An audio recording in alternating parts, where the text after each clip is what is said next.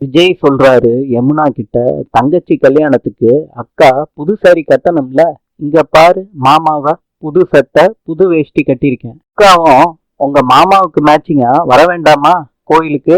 யமுனா சொல்றாங்க, ஓகே மாமா.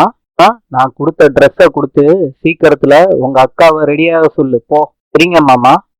ஒரு நிமிஷம். உங்க அக்கா நம்ம எதுக்கு கோயிலுக்கு போறோம்னு கேட்டு டார்ச்சர் பண்றதுக்கு நிறைய வாய்ப்பு இருக்கு. நம்ம பிளான நீ சீக்கிரட்டா வச்சுக்கணும். கோயில்ல வச்சு சஸ்பென்ஸ உடைச்சு காவேரிக்கு சர்ப்ரைஸ் கொடுத்துருவோம். ஓகேவா யமுனா? என்ன யமுனா யோசிக்கிற? இல்ல மாமா, இப்படி இருந்தாலும் நான் கல்யாண பொண்ணு மாதிரி தான் கிளம்புவேன். அக்கா ஈஸியா கெஸ் பண்ணிடுவா. அப்படியா யமுனா? அங்கதான் உன்னோட டேலண்ட நான் பார்க்கணும். காவேரிக்கு டவுட் வரக்கூடாது யமுனா. அப்படியே வந்தாலும் கன்ஃபியூஷன்லயே வச்சுக்க. அப்படி ட்ரை பண்ணு, சரியா?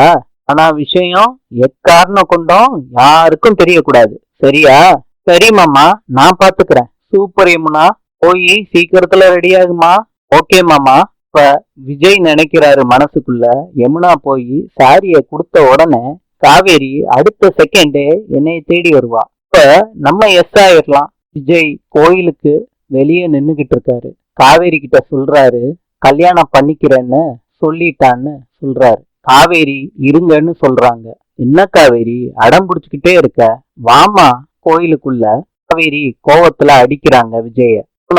என் கையி உடஞ்ச மாதிரி இருந்துச்சு, கேட்டுச்சா? அக்கா, மாமாவை இப்படியா போட்டு அடிப்ப?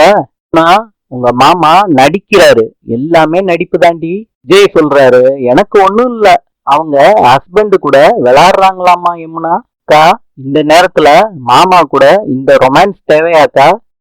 உன்னைய சொல்லி திருத்த முடியாது, வாடி கோயிலுக்குள்ள போலாம்.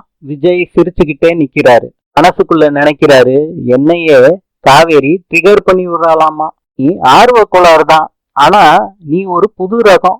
I like it. இன்று சில்லியின் நாணயம் பிசோ. நாளை சந்திப்போம்.